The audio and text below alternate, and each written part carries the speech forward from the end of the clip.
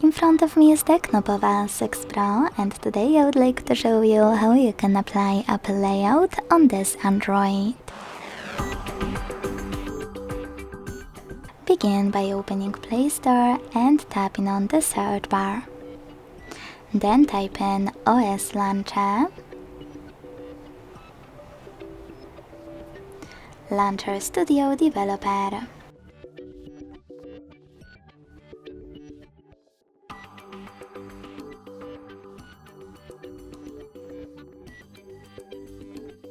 Following that, download this app from Launcher Studio, and when it's ready, open it. Now hit Get Started. Select I agree to terms and conditions and choose Continue twice. Then tap on while using the app or only this time.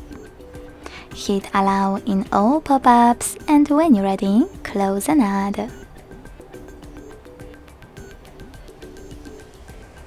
Then you can adjust all of those options, and to apply your layout, hit Set as Default at the top and tap on it. As you can see, after a couple of seconds, my Apple layout was applied successfully on this Android.